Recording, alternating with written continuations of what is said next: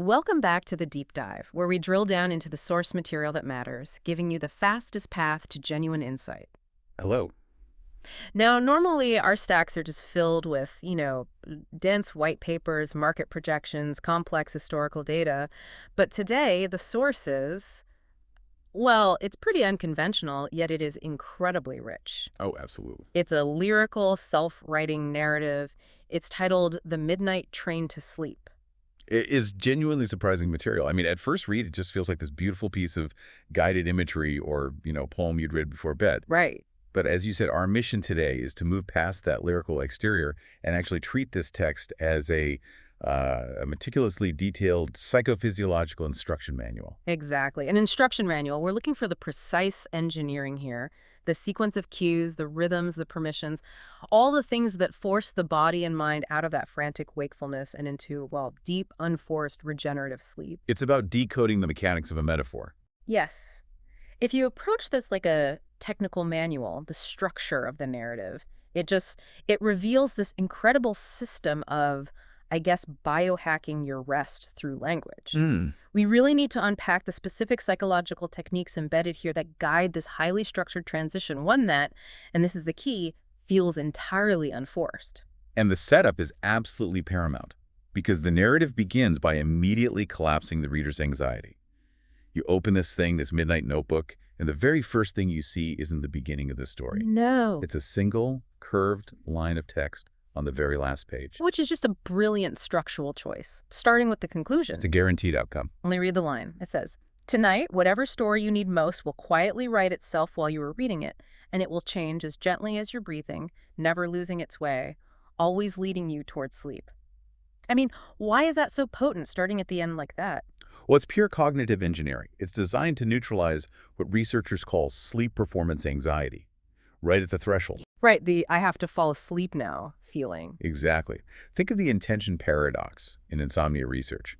The harder you try to sleep, the more vigilant and aroused your conscious mind becomes. You're actively sabotaging the process. Precisely. So by placing that guarantee of arrival, always leading you towards sleep, on the very first page you read, the narrative just removes all the pressure to perform.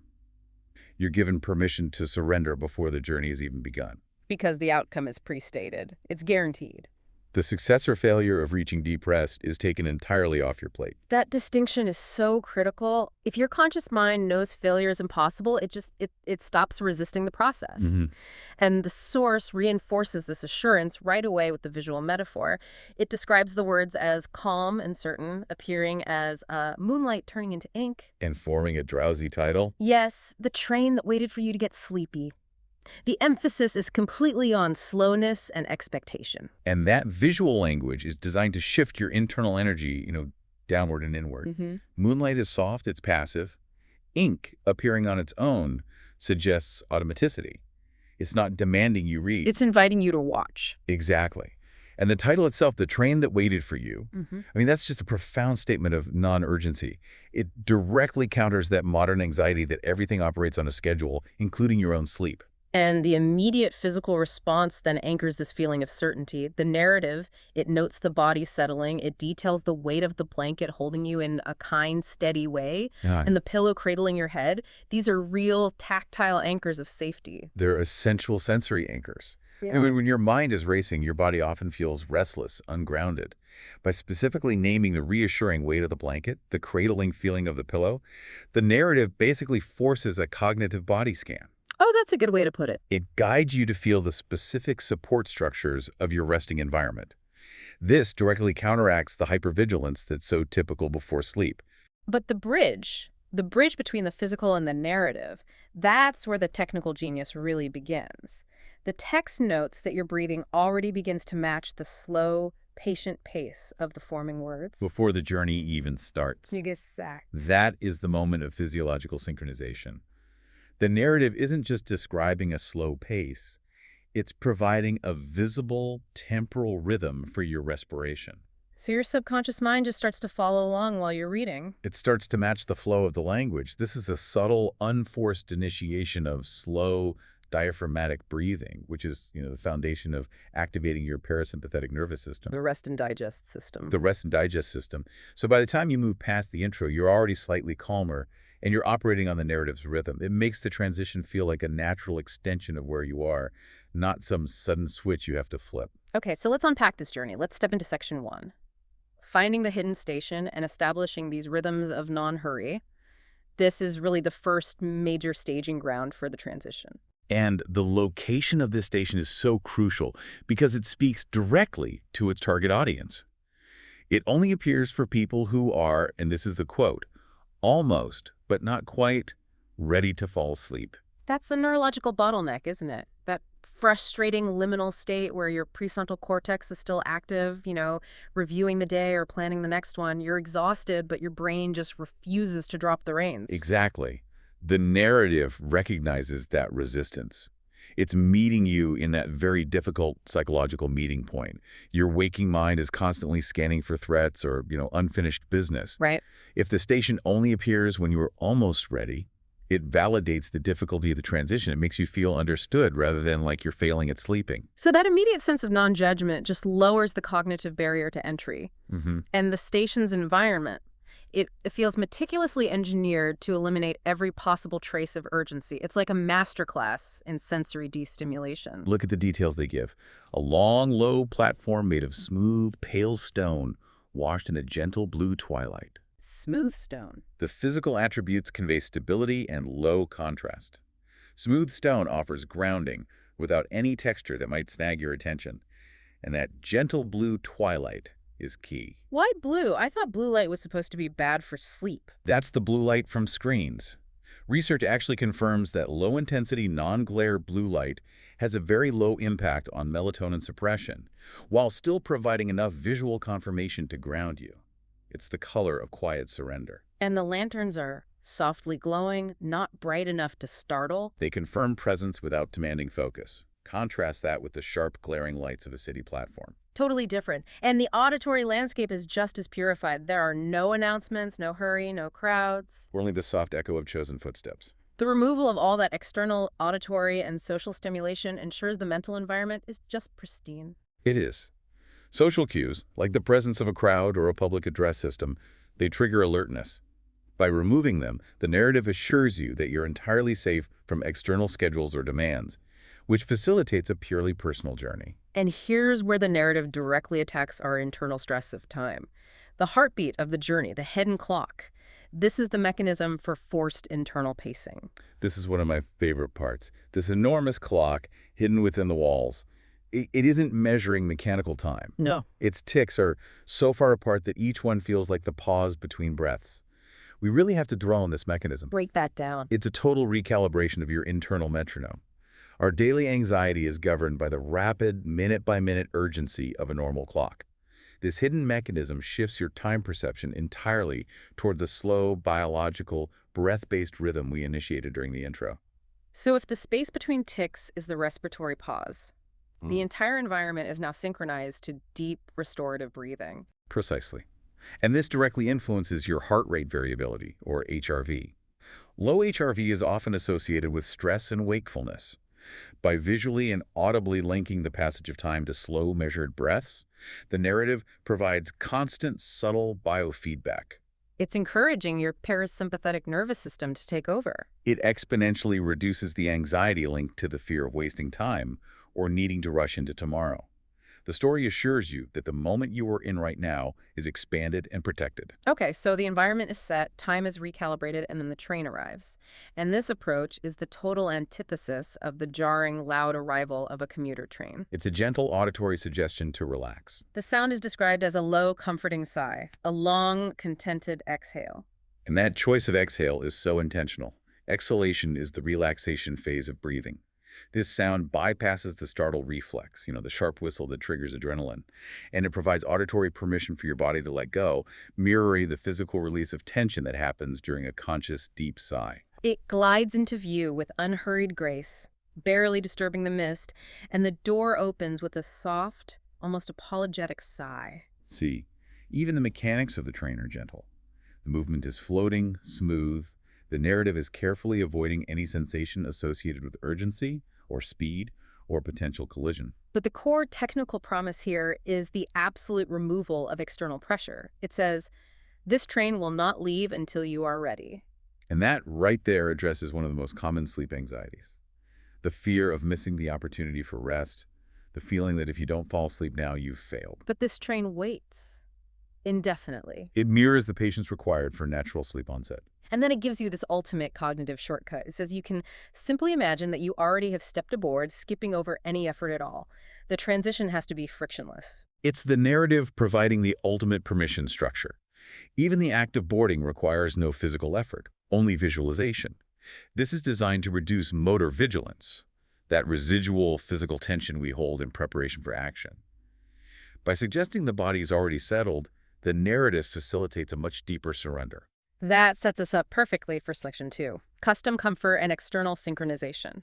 Because once you are conceptually aboard the train, the narrative starts actively blending the imagined journey with your physical reality. Yes, and the interior of the carriage is designed to maximize physiological comfort and security. It is the absolute opposite of a public shared space. The seats are wide, more like couches, covered in soft, worn fabric the color of early evening clouds. And the pillows are stacked like gentle hills. That early evening clouds fabric. Yeah. That's strategic. It's a low-contrast, non-specific color, reducing the visual focus required to differentiate objects. It's pure, diffused comfort. And gentle hills of pillows. That provides the mental image of multiple, ample support points.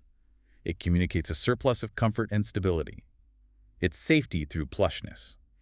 But the olfactory cue, the scent, this feels like the most specific psychological trigger here. The cool breath of air carries the faintest scent of rain on stone and clean sheets and pages turning in a very old book. That trio of scents is incredible. It speaks directly to different aspects of primal and learned safety. Rain on stone. That's the smell of petrichor and cool earth. Very grounding. A natural grounding element, non-threatening, often associated with being in a sheltered, contained environment. And clean sheets. Well, that's the universal smell of physical safety and freshness, immediately associated with home and security. And the pages turning in a very old book, that one's interesting. To me, that's passive intellectual comfort. Precisely. It represents the quiet, passive activity of learning or reflection, but without the demanding engagement of, say, digital media or complex tasks. Its knowledge as comfort, not as an obligation. So by combining these three elements, earth, cleanliness, and passive knowledge, the narrative bypasses the analytical mind and speaks directly to your body's memory of the most restorative, non-vigilant states. Yes. And this sensory cocoon is then synchronized perfectly with the storytelling pace. The midnight notebook, it says, grows warmer, and its pages fill at precisely the pace you can follow without ever feeling rushed. The narrative's pacing is now the sole temporal marker. Each sentence becomes the next slow breath in and out. This continuous, unhurried flow ensures that your attention doesn't spike because of anticipation or the need to rush through some complex plot point. The pace is designed to maintain that steady rhythm we established earlier. So now we look out the window at the drifting landscape where the external world is also giving permission to slow down. It doesn't flash past in a blur. No, it drifts by in clear, unhurried scenes. As though the night itself is turning pages for you. That's a crucial manipulation of speed. If the landscape were a blur, it would induce a feeling of rapid movement, which is stimulating. By presenting clear, unhurried scenes, the brain registers gentle motion without sensory overload, confirming that the journey is safe and slow. And there are three specific scenes. Let's break them down, because each seems to address a specific anxiety. They do. The first is the field of tall grass, silvered by moonlight, creating the illusion that the land is taking a deep breath in your direction. This is a powerful technique of what you could call visual entrainment. You're observing a massive natural entity, the land itself, performing the desired, slow, steady breathing pace. Ah, so it makes your own effort of slow breathing feel external and natural? Universal, even. It's essentially biofeedback via metaphor. It reinforces that your body's desired state is being mirrored by the entire world outside. Okay, next scene.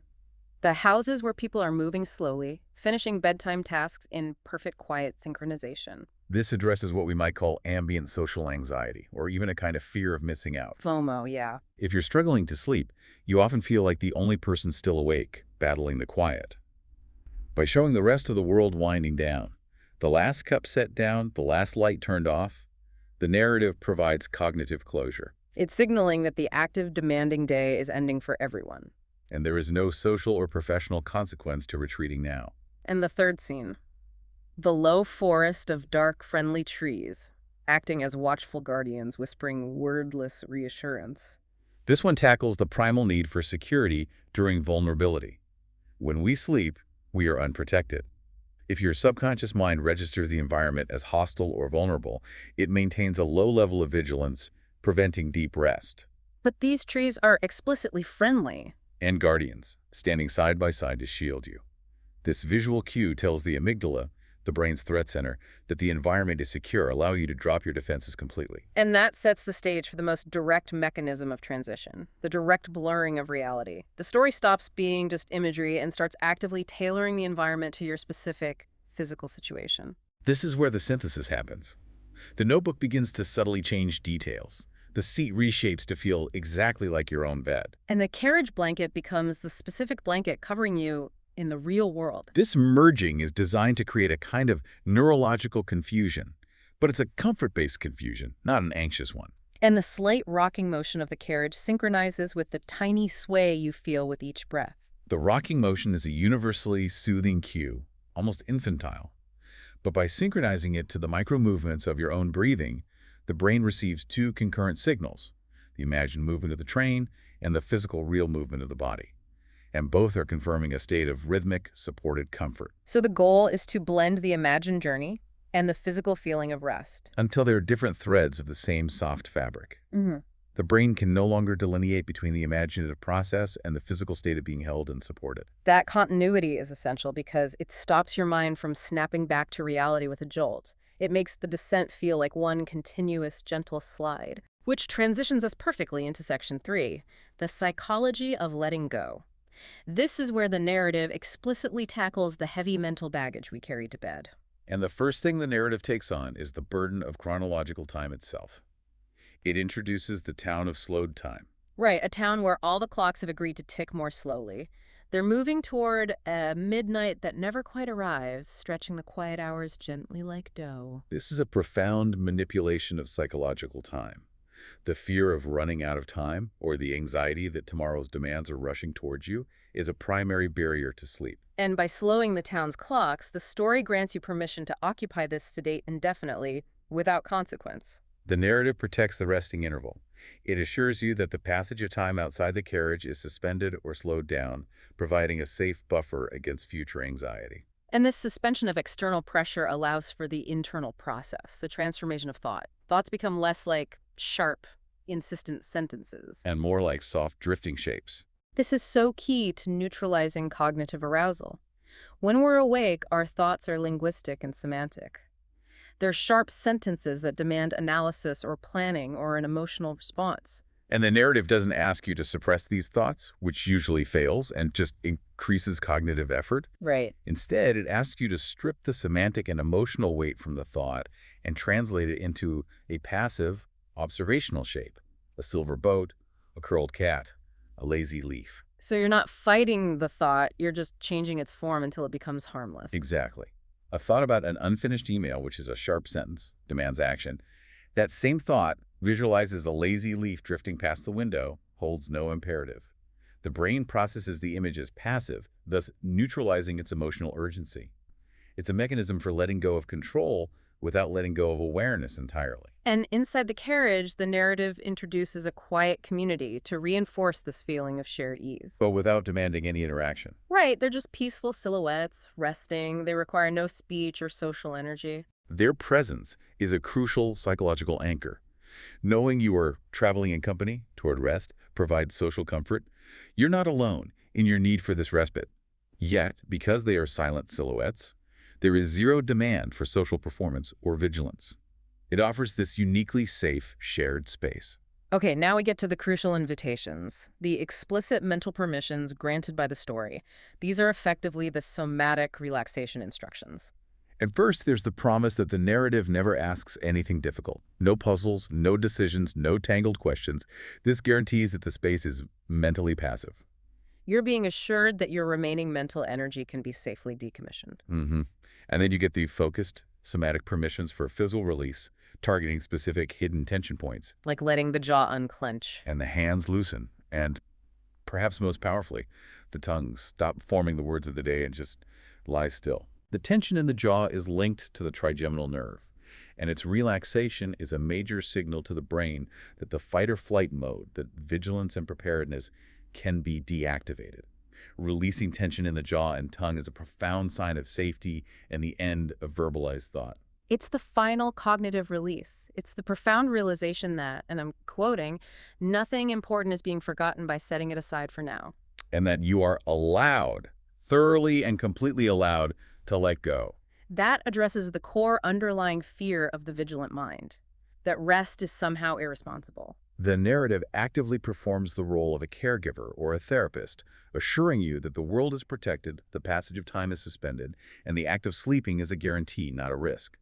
By providing that absolute, explicit permission to drop the burden of perpetual vigilance, it enables your whole system to shut down without resistance. And that release allows us to begin the final deep descent, guided by Section 4, the protective curve of the tunnel. This is a very powerful, almost womb-like metaphor. It is. The tunnel is described as carved kindly through soft earth and old roots, framed by pos that glows faintly. It's not an industrial or claustrophobic structure. No, the language emphasizes it as a nurturing, organic enclosure, carved gently through something stable, like old roots. And when the train slips inside, the immediate sensory effect is that the view becomes a velvety darkness sprinkled with tiny floating lights. The darkness is explicitly velvety, soft, tactile, non-threatening. And those floating lights, they're the narrative's way of managing the last vestiges of residual thoughts. Exactly. They are described as the thoughts you had almost forgotten, moving past at a distance, gentle and harmless now. The key is the distance. The thoughts are processed externally, detached from your emotional center. This passive processing allows your mind to clear without you needing to engage in internal dialogue or emotional labor. The auditory mechanism of the tunnel is just as essential, the smoothing hum. Yes. The tunnel hums with a low, even sound, and the source specifies that it feels as though it is coming from your own chest as much as from the walls. That's highly sophisticated auditory grounding. It reminds me of pink or brown noise. It mirrors those effects. Low-frequency, consistent hums are incredibly effective at masking unpredictable external sounds. A creak, a siren, that can trigger arousal. And by integrating the hum with your own chest, it becomes internalized. Exactly. It makes the external sound feel like an extension of your own physiological state, like the sound of your own circulation or a very deep breath. And this sound is actively described as smoothing away little remains of tension. It's targeting the fine, insidious layers of stress that persist. Yes, and the source names them specifically. The tightness behind the eyes, the small knot near the heart where worries had curled up, the faint echoes of sounds from earlier in the day. All loosening and lying down. It's a guided body scan, coupled with that auditory assurance that triggers a final, comprehensive release. By naming these specific, subtle tensions, the ones that often hide just below our conscious awareness, the narrative ensures that the physical surrender is complete before you reach the final destination. Your body is now fully compliant with the mental journey. And then the narrative sort of steps back to define its own function. It shifts from giving directions to a realization.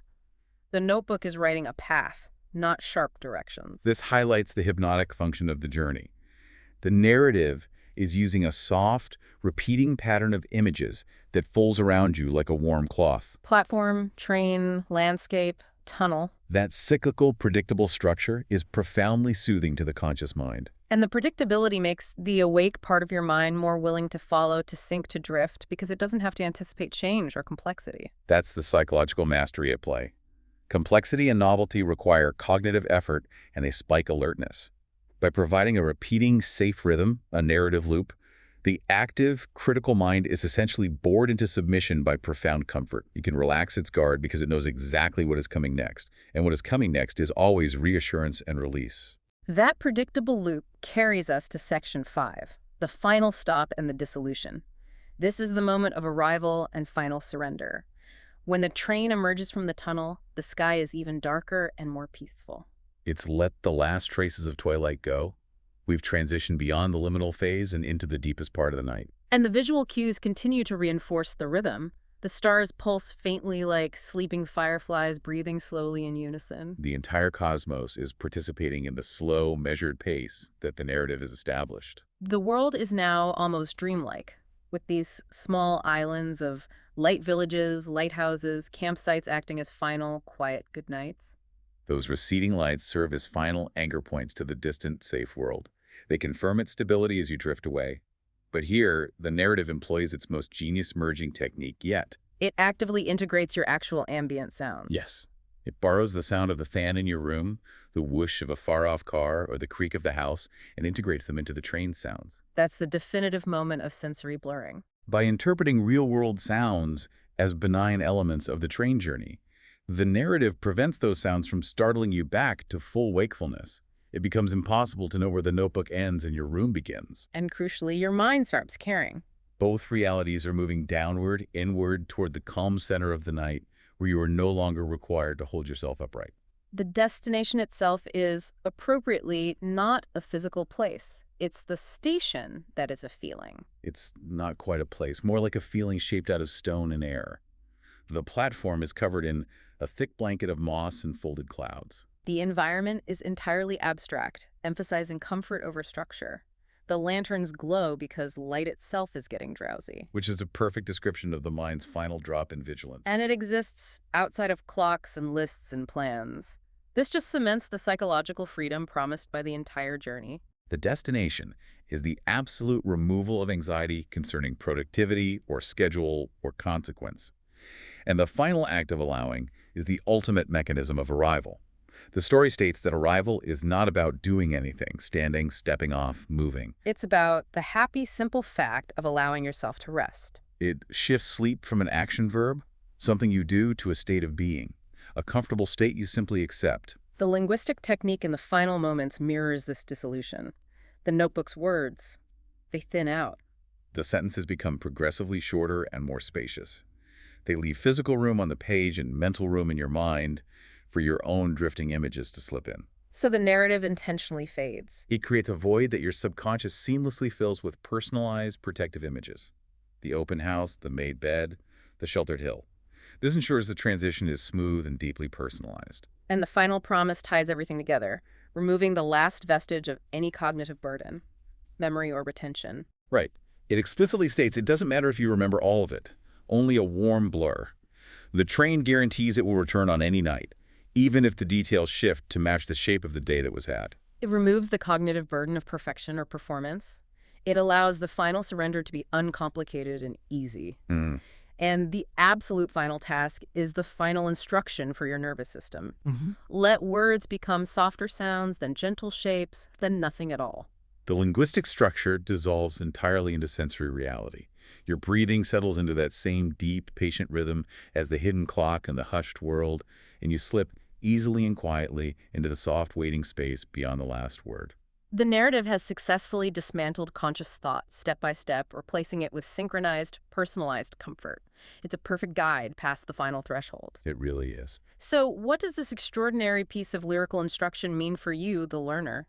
We dove into a piece of creative writing, and we extracted a fully functional system for physiological surrender. And the core mechanisms we found are incredibly detailed.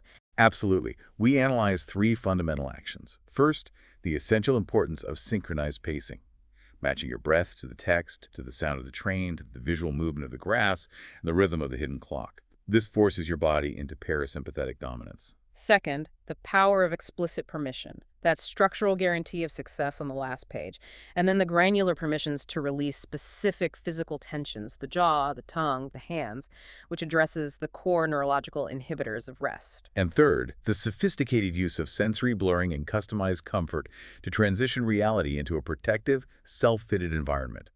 By integrating the physical feeling of your bed with the imagined carriage, the narrative creates a frictionless bridge between wakefulness and deep rest. This really is a masterclass in using customized metaphor to bypass conscious resistance. If we connect this to the bigger picture, this exercise shows the greatest comfort isn't a blanket instruction.